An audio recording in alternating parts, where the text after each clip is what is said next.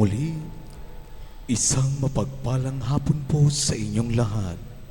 Ngayon po ay araw ng linggo, ika-22 ng Pebrero, taong kasalukuyan, at ang unang linggo ng Kwaresma. Ang ating pong punong tagapagdiwang sa misa ngayon ay si Reverendo Padre Alexander V. Enhines, ang ating pong rektor ng Dambana at Kura Paroko.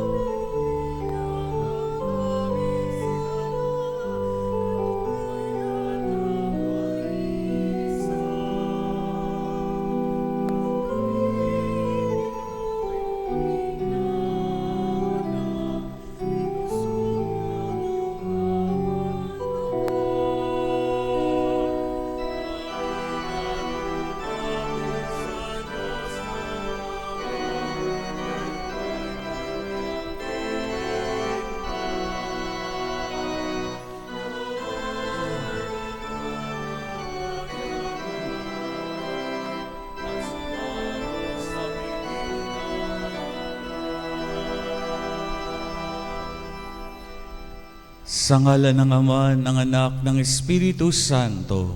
Amen. Sumainyo ang Panginoon. At sumainyo rin. Mga kapatid, sa panahon ng Kwaresma, inaanyayahan tayo bilang isang bayan na higit na pagnilayan ang misteryo ng Paskwa ng Panginoong Heso Kristo, ang kanyang pagpapakasakit, pagkamatay at muling pagkabuhay.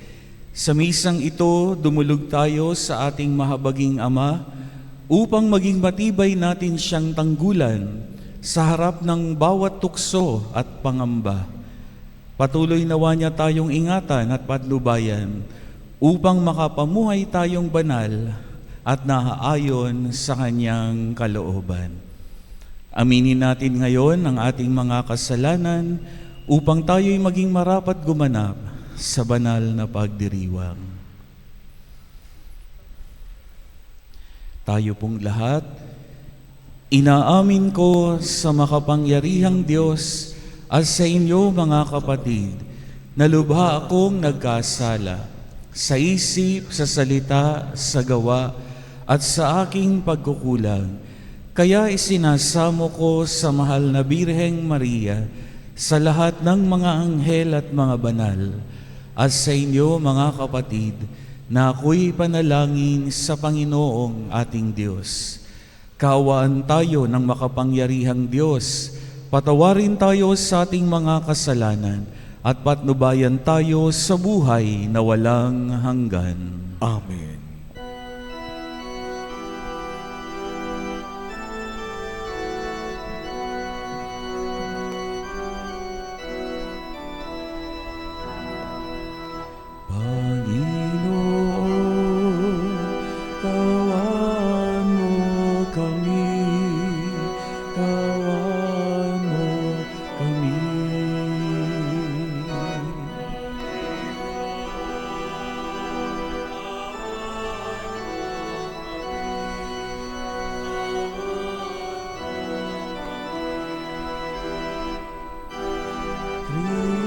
Kristo, kawan mo kami, kawan mo kami.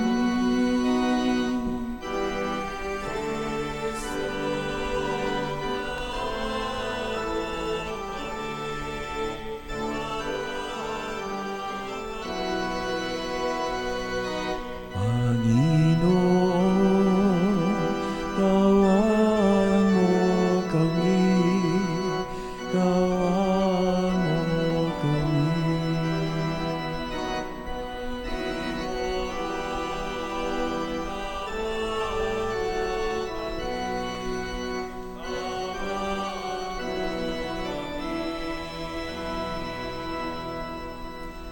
Manalangin tayo.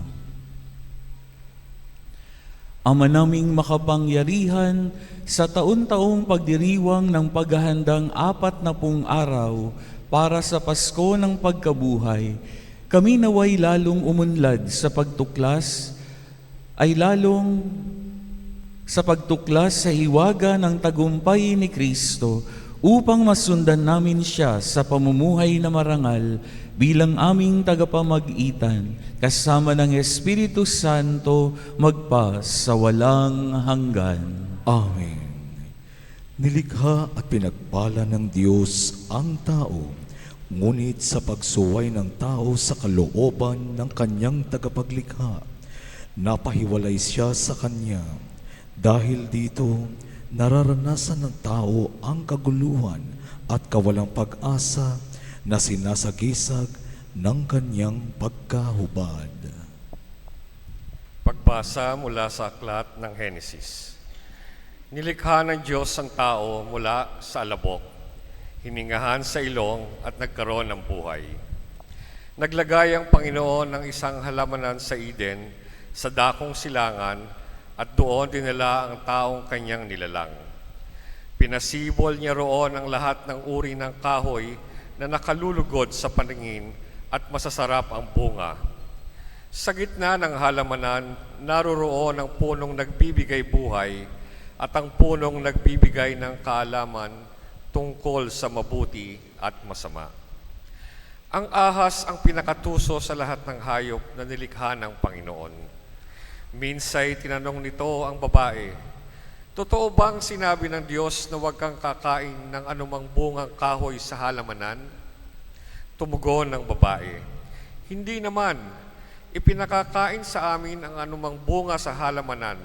Huwag lamang ang bunga ng puno na nasa gitna niyon. Pag kami raw ay kumain ng bunga nito o humipo man lamang sa punong iyon, mamamatay kami." "Hindi totoo yan. Hindi kayo mamamatay," wika ng ahas.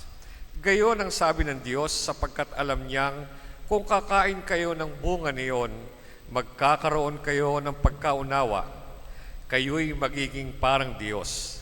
Malalaman ninyo ang mabuti at masama. Napakaganda sa paningin ng babae ang punong kahoy at sa palagay niya'y masarap ang bunga nito. Nabuo sa isipan niya na mabuti ang maging marunong, kaya't pumitas siya ng bunga at kumain. Kumuha rin siya ng para sa kanyang asawa at kumain din ito. Nagkaroon nga sila ng pagkaunawa matapos kumain. Noon nila na lamang sila'y hubad, kaya kumuha sila ng mga dahon ng igos, pinagtagni-tagni at ginawang panakip sa katawan. Ang salita ng Diyos. Salamat sa Diyos.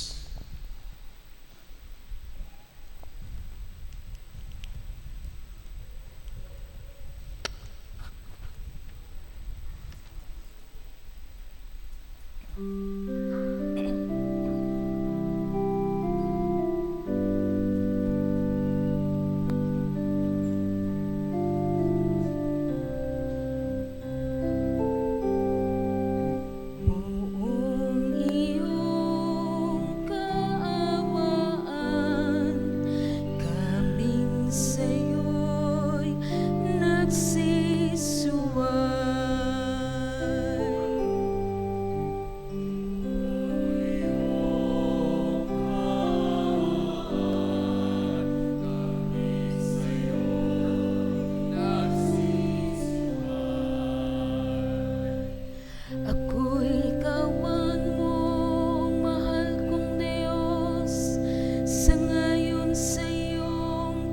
handahang loob.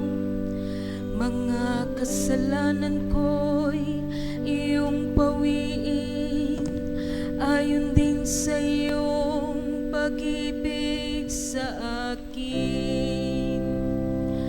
Linisin mo sana ang aking karumhan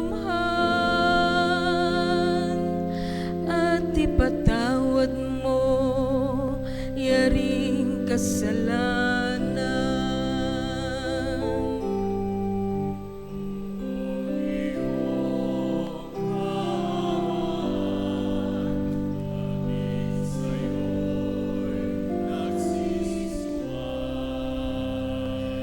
Ang pagsalansan ko ay kinikilala,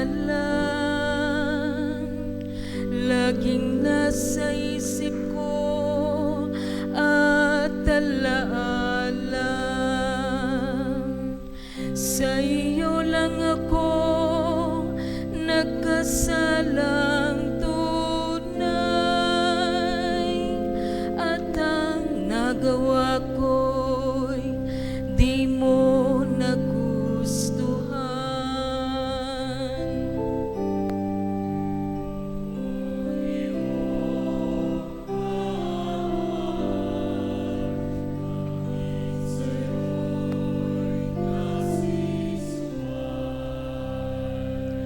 Isang pusong tapat sa aking likhain, bigyan mo, Diyos, ng bagong damdamin. Sa iyong harap ay huwag akong alisin, ang Espiritu mo ang papaghariin.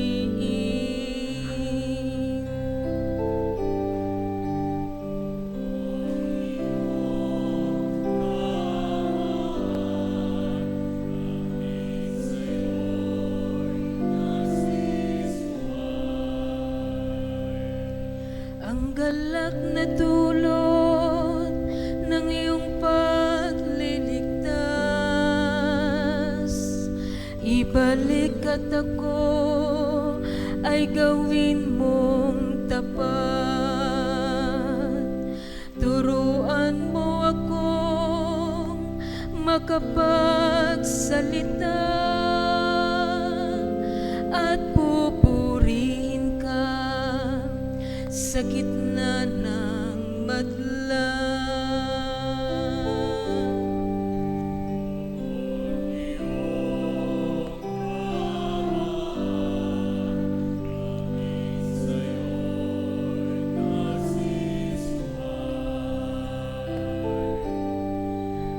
Buong iyong kaawaan, kaming sa'yo'y nagsisuway.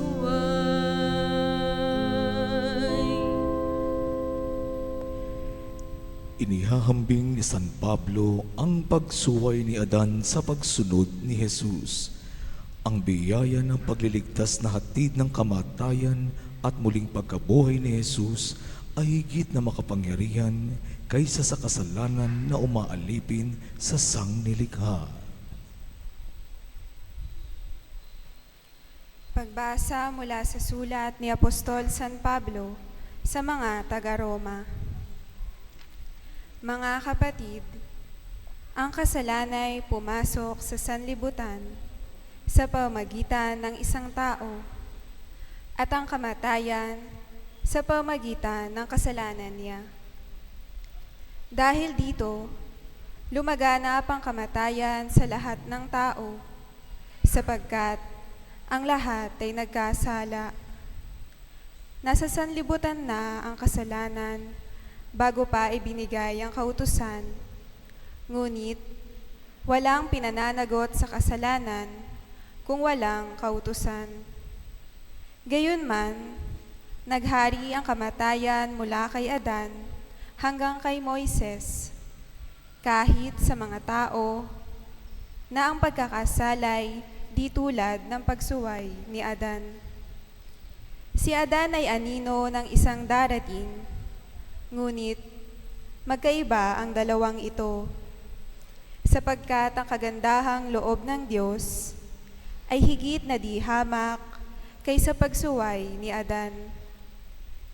Totoo ngang nagdala ng kamatayan sa marami ang pagsuway ni Adan, ngunit malaki ang kahigtan ng kagandahang loob ng Diyos at ng kaloob na dumating sa napakaraming sa pamagitan ng isang tao, si Hesukristo. Ang kaloob ay higit na di hamak kaysa'y binunga na pagsuway ni Adan. Nagdala ng hatol na kaparusahan ng kanyang pagsuway, ngunit ang kaloob na dumating sa kabila ng maraming pagsuway ay nagdulot ng kapatawaran. Sa pamagitan ng isang tao, si Adan, naghari ang kamatayan dahil sa kanyang kasalanan. Ngunit sa pamagitan din ng isang tao, si Hesukristo, higit ang kinamtan ng mga kinahabagan ng sagana at pinawalang sala, sila'y maghahari sa buhay. Kay laki ng kahigtan ng pagpapalang ito kaysa kasawiang iyon.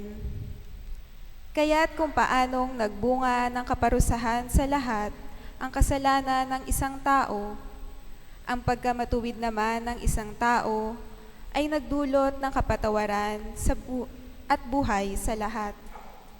Sapagkat sa pagsuway ng isang tao ay maraming naging makasalanan, gayon din naman marami ang pawawalang sala sa pagsunod ng isang tao. Ang salita ng Diyos. Salamat sa Diyos.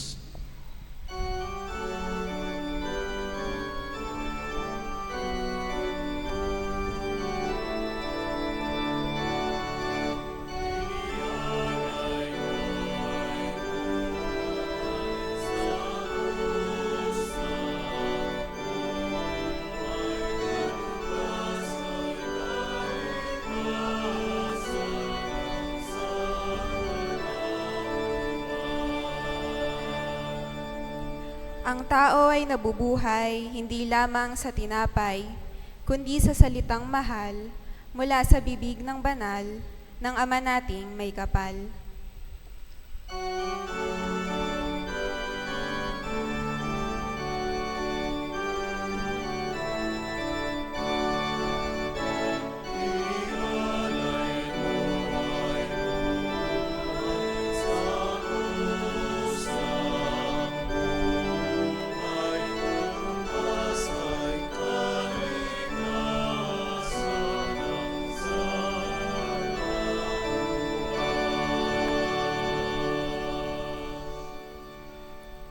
Sumainyo ang Panginoon.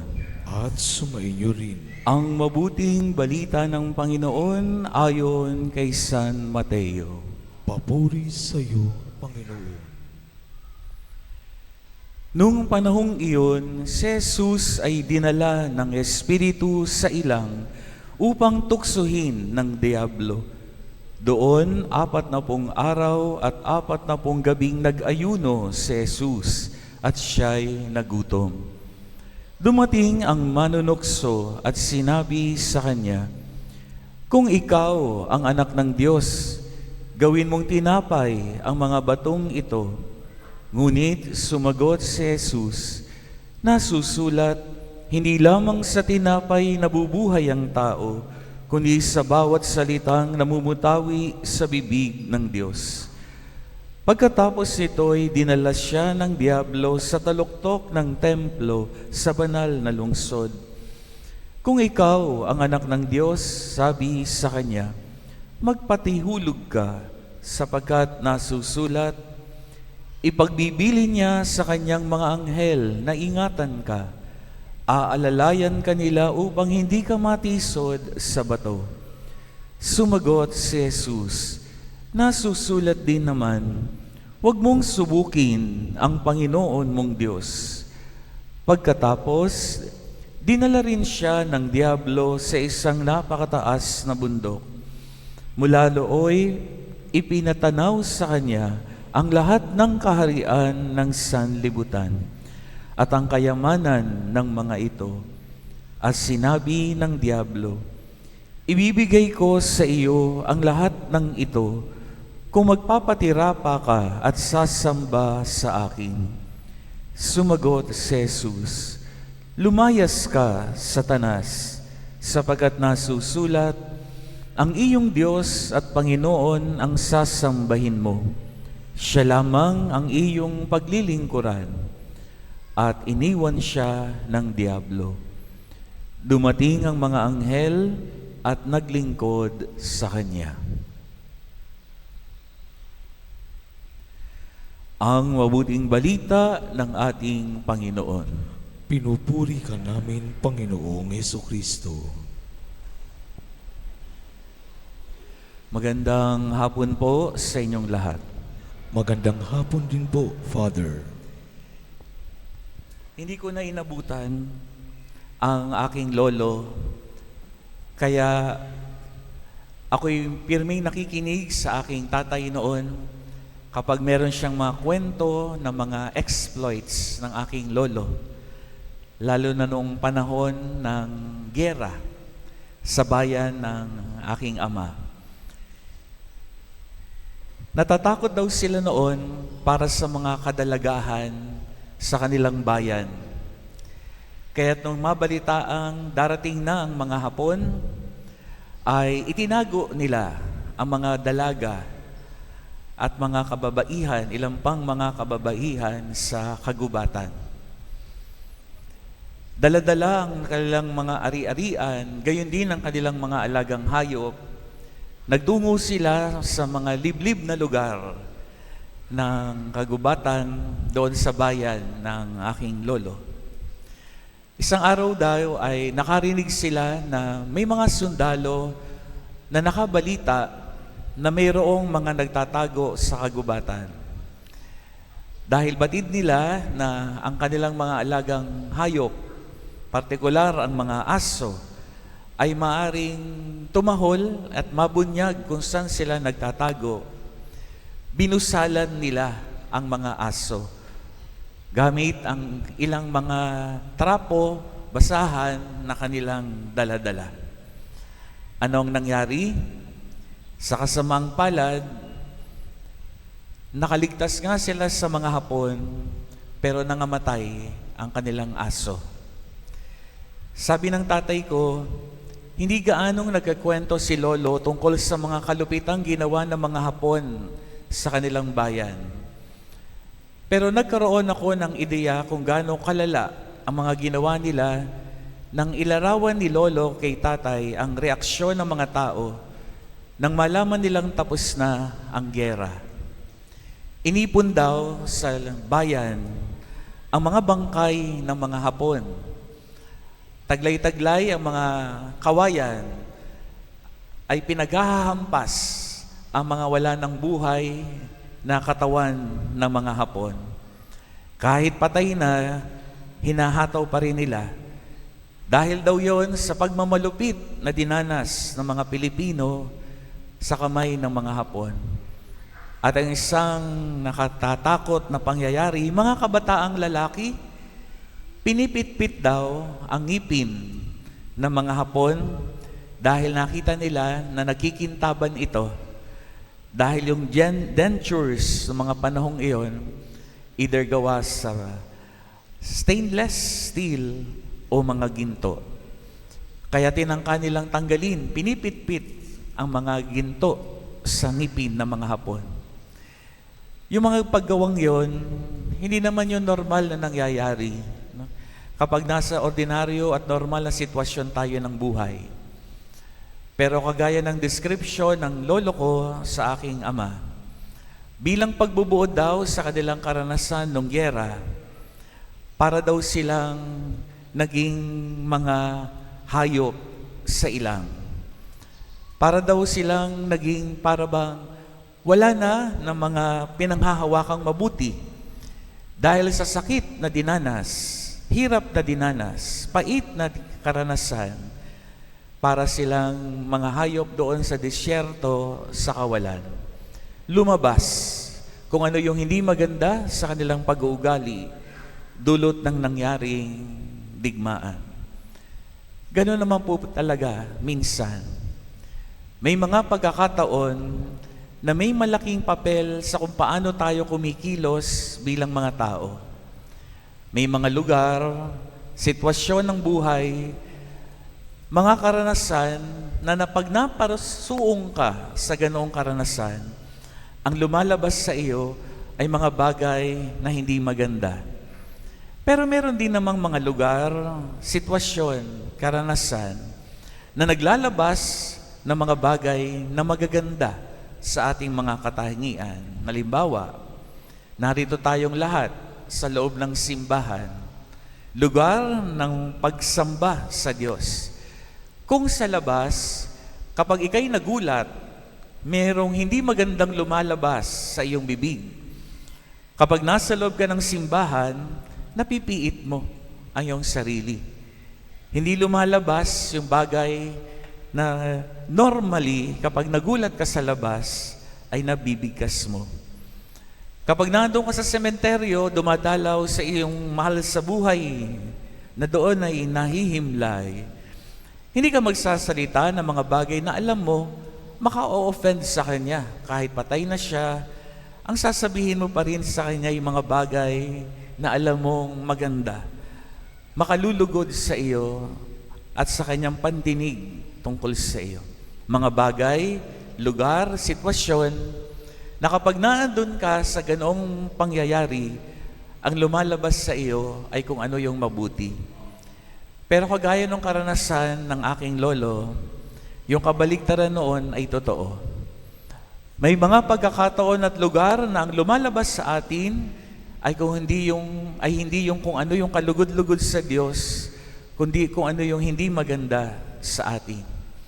Kapag napunta ka sa lugar na iyon, what is bad in you comes out. Kapag nasa isang pribadong lugar, halimbawa, walang nakakikita, doon ka natutukso na gumawa ng bagay na hindi mo naman gagawin kung mayroong kang kasama at nakakikita.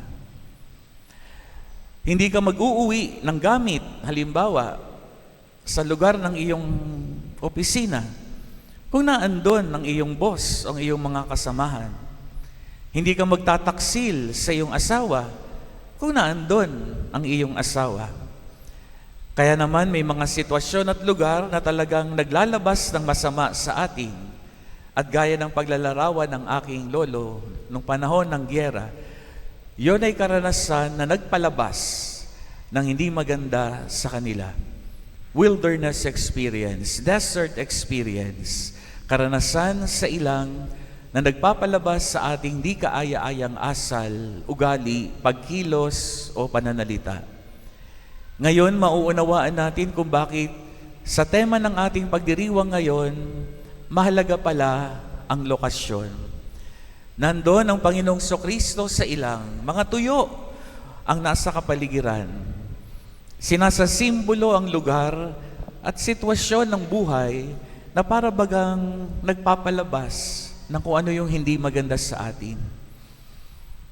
Mahalaga pala na makita ang tukso ay mas nakakaakit sa ilang o disyerto. Hindi lamang ang panggaganyak ng demonyo ang tukso, maging ang lugar kung saan ka tinutukso ay pwedeng mag-udyok sa iyo na magkasala. Habang nagninilay tayo sa tema ng tukso, pagnilayan din natin ano-ano yung mga sitwasyon, pagkakataon at lugar na naglalayo sa atin sa kabutihan at nagdadala sa atin sa kasalanan. Yung bang sa halip na mag-focus lang tayo sa mismong tukso, makabubuting itanong din natin sa ating sarili, baka naman kaya ako nahuhulog sa pagkakasala ay dahil hindi ko iniiwasan ang mga sitwasyon at lugar na nagpapahirap sa akin na labanan ang tukso. Kinakanta natin, "O tukso, layuan mo ako." You don't tell temptations to distance itself from you. Ikaw ang lalayo sa tukso. Ikaw ang hindi pupunta sa lugar kung saan mayroong tukso. Ikaw ang iiwas sa lugar, sitwasyon at pagkakataon na magdadala sa iyo sa pagkakasala. Hindi tukso ang palalayuin mo, ikaw ang kikilos para malayo sa tukso. Halimbawa, baka naman kaya mo nasasaktan ang misis mo ay dahil lasing ka. E di iwasan ang pag-inom para maging daan, dahil yun ay nagiging daan ng iyong pagkakasala. Baka kaya ka nakakakuha ng mga bagay na hindi sa iyo ay dahil natutukso ka dahil nag-iisa ka lang. E di iwasan mong maging mapag-isa para hindi ka matempt na kumuha ng bagay na hindi sa iyo. Baka naman kaya ka nakakapangopya ay dahil hindi ka nag-aaral. E di mag-aral ka para hindi mo kinakailangang mangodigo. Baka kaya ka natetempt na gamitin ang mga gamit sa opisina, magpa-xerox ng ilang pages mula sa resources ng opisinang hindi sa iyo. Kahit sabihin mong ito'y para sa anak mo, pagnanakaw pa rin dahil resources yon ng iyong kumpanya.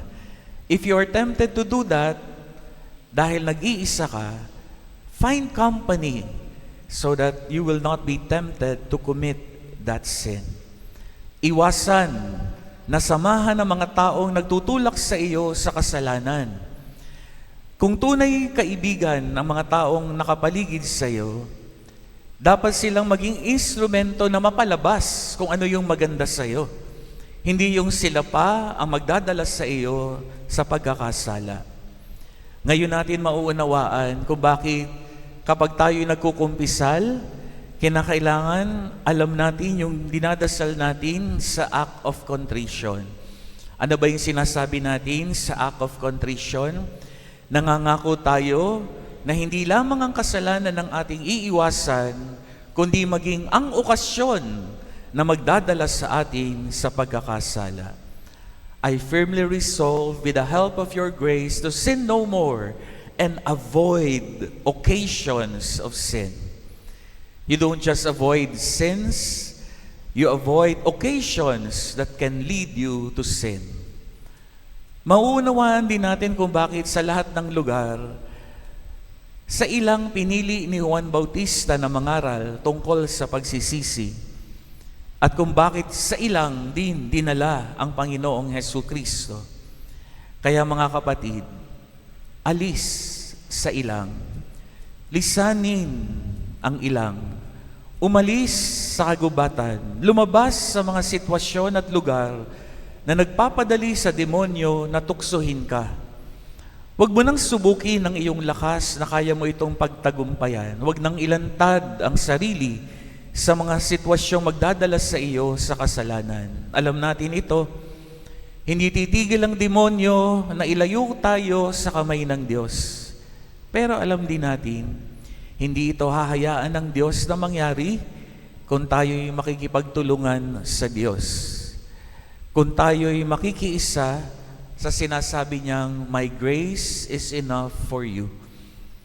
Kung tayo'y magiging bukas sa pagtanggap sa biyaya kanyang ibinubuhos din sa atin. Tulungan natin ang ating sarili sa pamamagitan ng pag-iwas sa anumang nagdadala sa atin sa pagkakasala. At inaanyayahan tayo ng Diyos sa unang linggong ito ng Kwaresma. Alam natin how we will be tempted by the evil one kasi for 40 days we will intensify are living out of the norms that has been set by the church for us to really enter into the spirit of Lent. Tinuturuan tayo ng simbahan ng lahat ng mga Lenten disciplines. So take all those disciplines seriously. Mag-ayuno, manalangin, maglimos. Seryosohin natin ang lahat ng hamon sa pananampalataya. Dahil yan ang ating magiging kalasag para tayo mas maging matibay sa pagharap sa mga tuksong papadala sa ating daan upang ilayo tayo sa pagtahak sa daan ng kabanalan.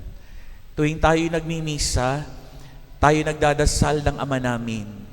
And central to the praying of the Lord's Prayer is our desire for God to help us in times of sin.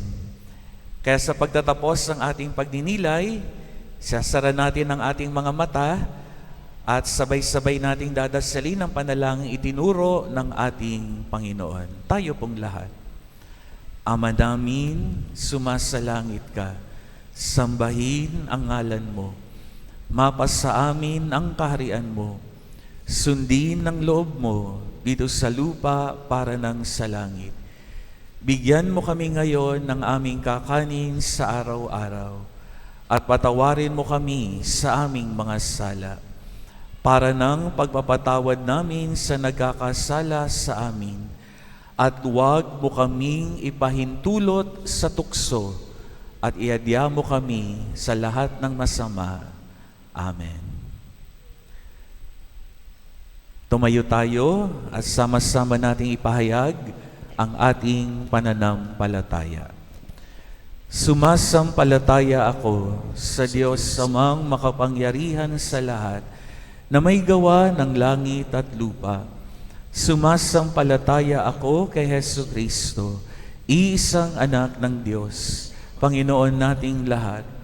Nagkatawang tao siya lalang ng Espiritu Santo, pinanganak ni Santa Mariang Birhen, pinagpakasakit ni Poncio Pilato, ipinako sa krus, namatay, inilibing, nanaog sa kinaroroonan ng mga yumao, nang may 3 araw na buhay na mag-uli, umakyat sa langit, naluluklok sa kanan ng Diyos Amang makapangyarihan sa lahat.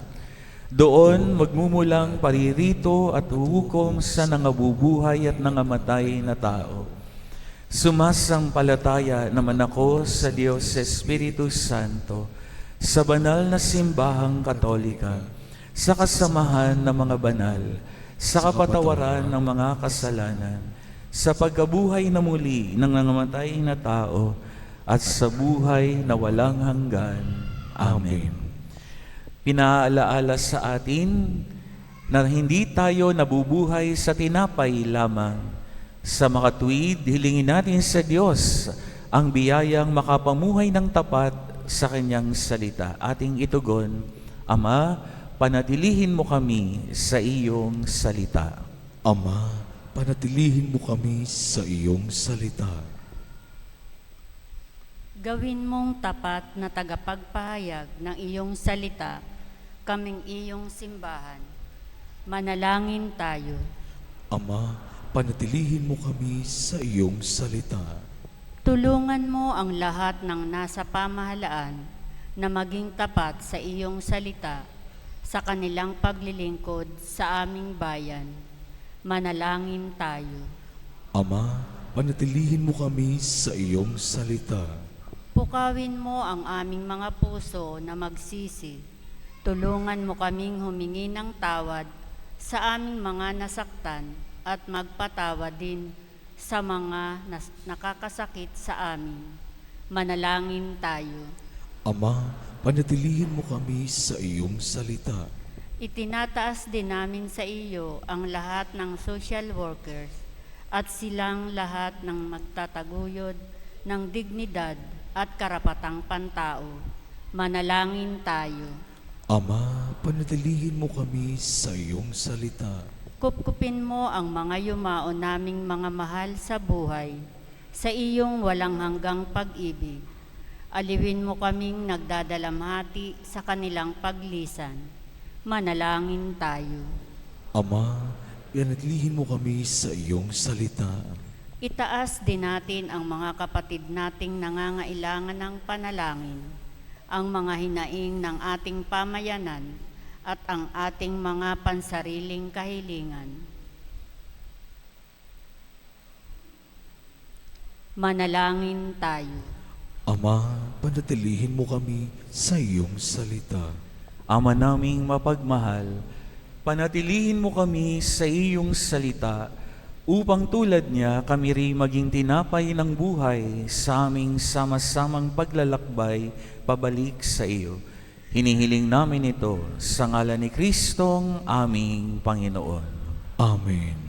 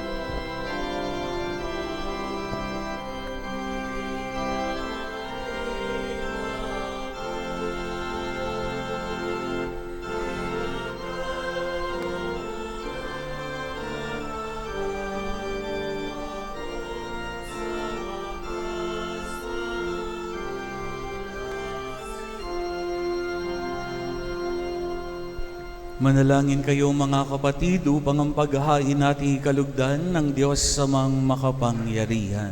Tanggapin nawa ng Panginoon Itong paghahain sa iyong mga kamay, sa kapurihan niya at karangalan sa ating kapakinabangan at sa buong sambayanan niyang banal.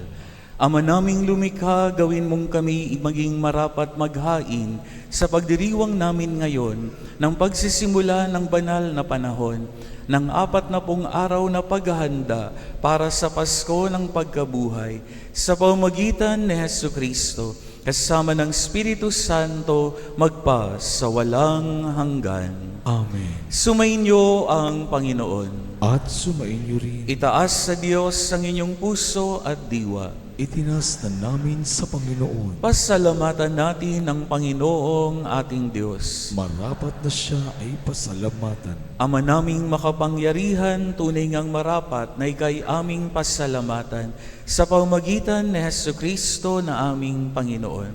Ang kanyang 40 araw na pagtitiis ng kagutuman ay nagbibigay kahulugan sa panahong ito ng pagpapakasakit para sa kapwa-tao. Ang pagtalikod niya sa tuksong maging makasarili ay nagtuturo sa aming harapin ng pagpapakabuti upang kaisa niya'y maging malaya kami sa pagdulog sa hapag ng huling hapunan na siyang hantungan ng lahat sa kalangitan. Kaya kaisa ng mga anghel na nagsisiawit ng papuri sa iyo nang walang humpay sa kalangitan, kami nagbubunyi sa iyong kadakilaan.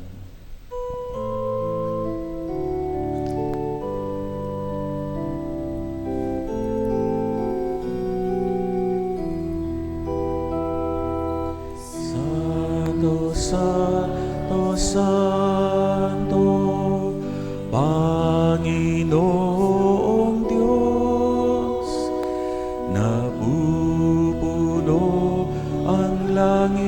at lupa, kadakilaan mo.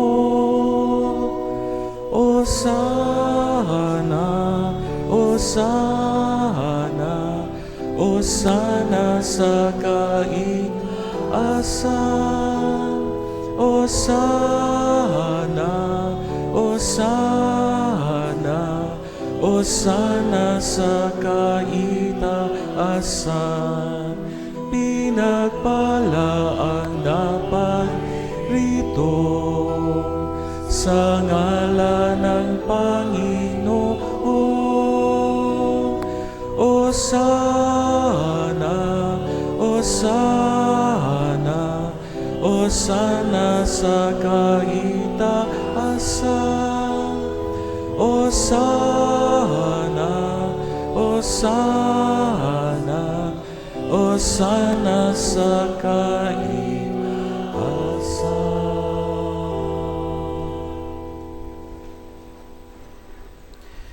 Ama naming banal, ikaw ang bukal ng tanang kabanalan. Kaya sa pamamagitan ng iyong Espiritu, gawin mong banal ang mga kaloob na ito upang para sa aming maging katawan at dugo ng aming Panginoong Hesu Kristo. Bago niya pinagtiis ang kusang loob na maging handog, hinawakan niya ang tinapay, pinasalamatan kanya, pinaghati-hati niya iyon, iniabot sa kanyang mga alagad at sinabi, "Tanggapin ninyong lahat ito at kanin. Ito ang aking katawan na ihahandog para sa inyo."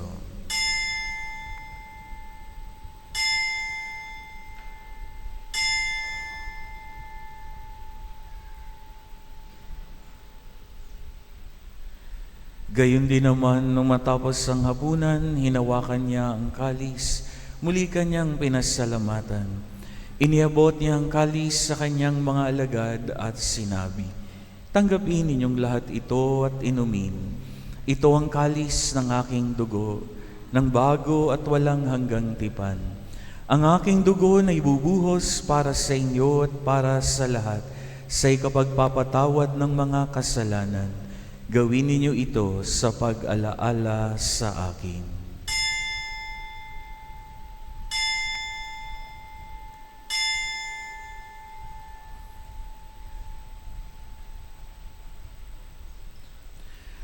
Ang misteryo ng pananampalataya.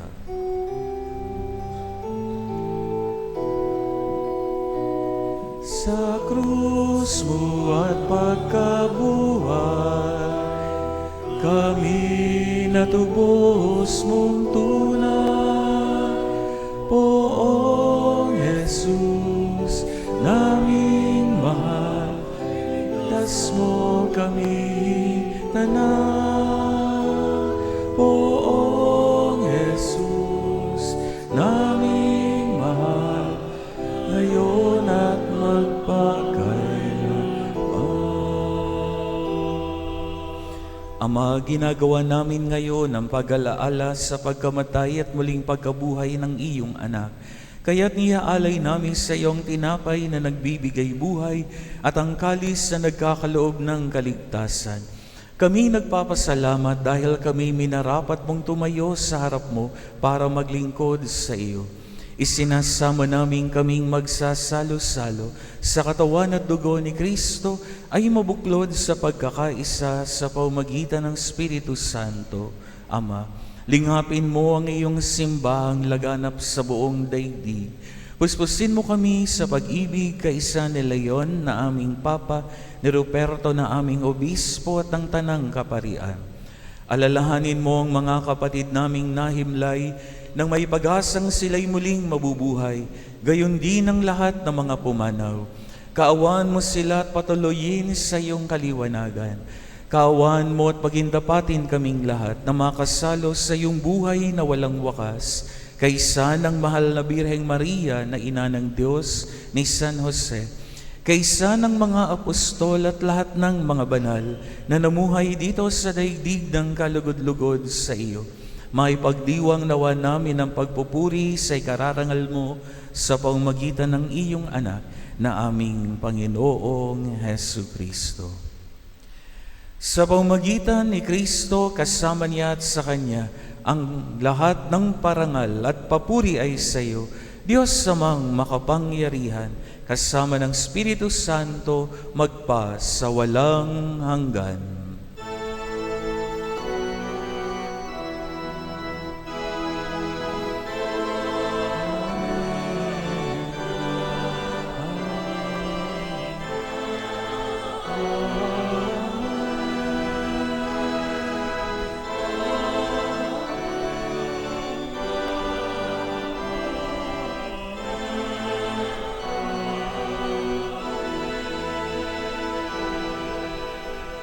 Sa tagubili ng nakagagaling na utos sa turo ni Jesus na Panginoon natin at Diyos, pahayag natin ng lakas loob.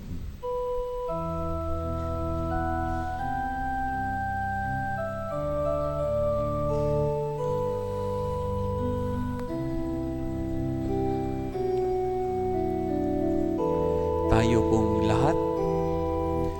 Ama namin, sumasalangit ka, sambahin ang ngalan mo. Mapasa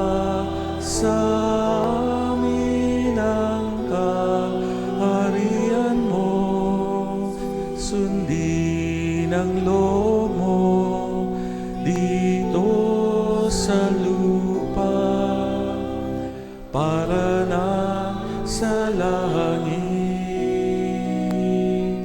Bigyan mo kami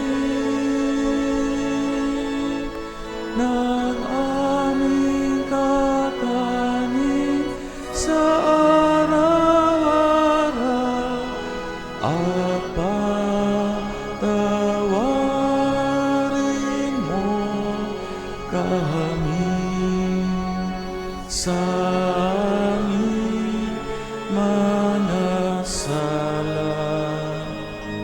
para ng pagpapatawad namin sa nakakasala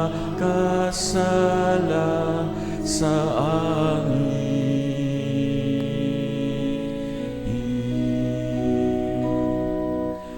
At wag mo kaming ipahintulot sa tukso at iadya mo kami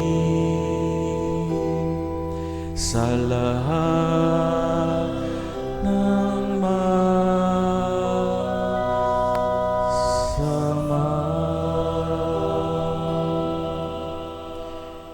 Hinihiling namin kami iadya sa lahat ng masama, pagkalooban ng kapayapaan araw-araw, iligtas sa kasalanan at ilayo sa lahat ng kapahamakan, samantalang aming pinananabikan ang dakilang araw ng pagpapahayag ng tagapagligtas naming si Hesu Kristo.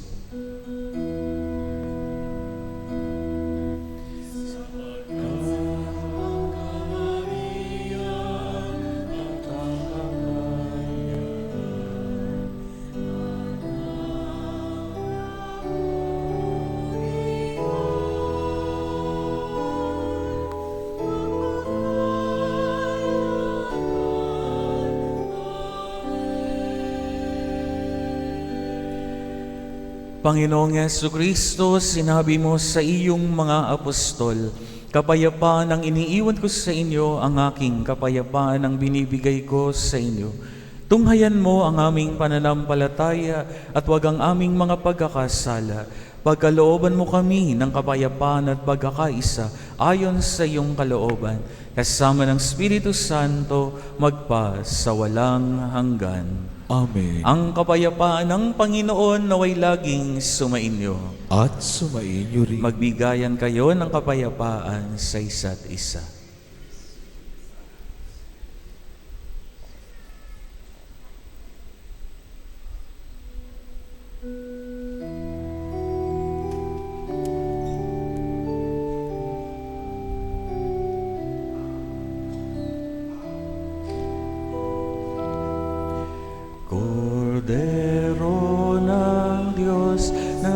nag-aalis ng mga kasalanan ng sanlibutan, maawa ka sa amin.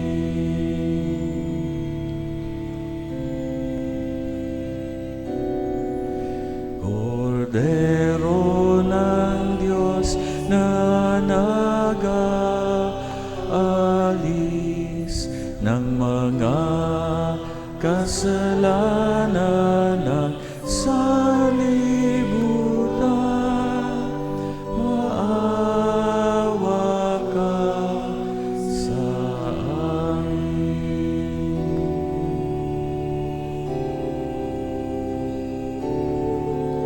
Kordero ng Diyos na nag-aalis ng mga kasalanan ng sanlibutan, ipagkaloob mo sa amin, Ina.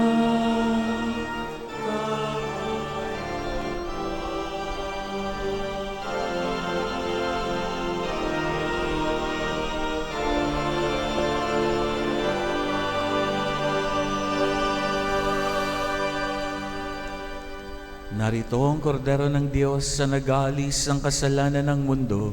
Mapalad tayong inaanyayahang siya ay tanggapin. Panginoon, hindi ako karapat-dapat na magpatuloy sa iyo. Ngunit sa isang salita mo lamang ay gagaling na ako.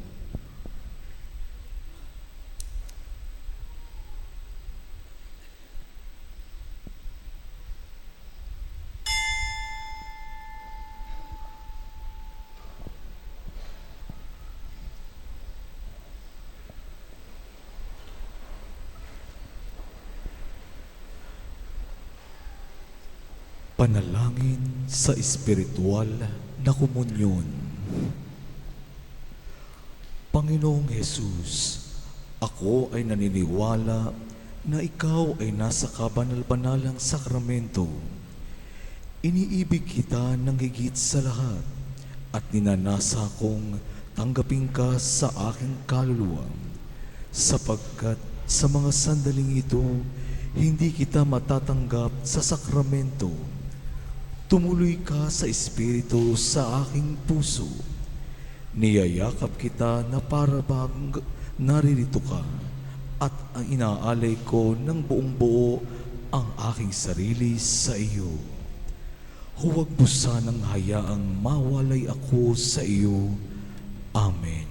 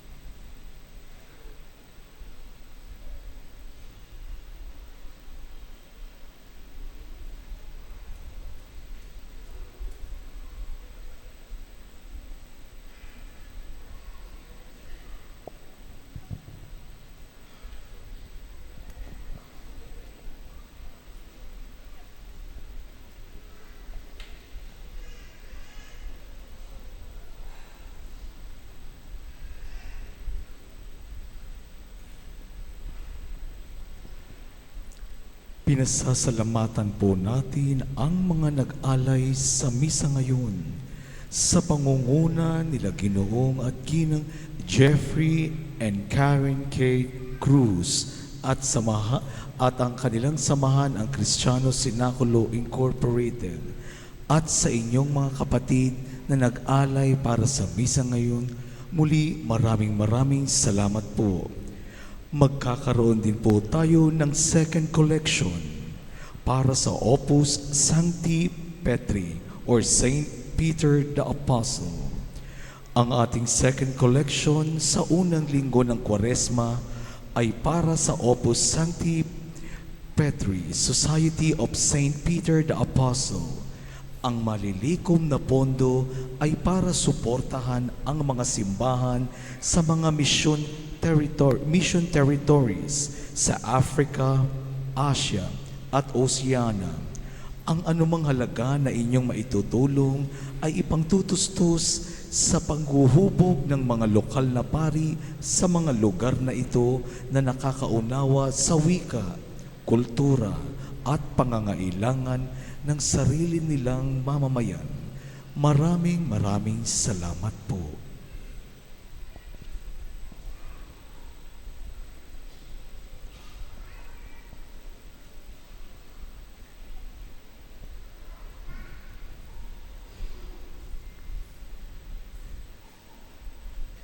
Manalangin tayo.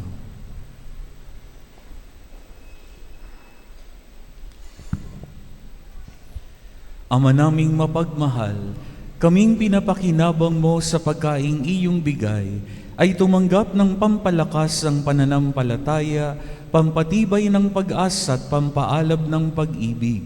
Matutuhan nawa naming damhin ng gutom at pananabik sa tunay na pagkaing nagbibigay buhay, upang kami makapamuhay sa bawat salita na namumutawi sa iyong bibig, sa pamamagitan ni Jesucristo, kasama ng Espiritu Santo, magpa sa walang hanggan. Amen. Sumainyo ang Panginoon. At sumainyo rin. Yumuko kayo at tanggapin ang pagpapala.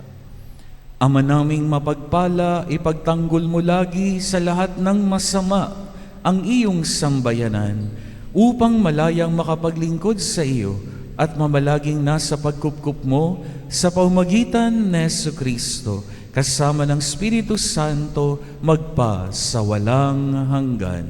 Amen. At pagpalain kayo ng makapangyarihang Diyos Ama, Anak at Espiritu Santo. Amen. Naialay ng banal na misa, humayo kayo sa kapayapaan ni Kristo. Salamat sa Diyos.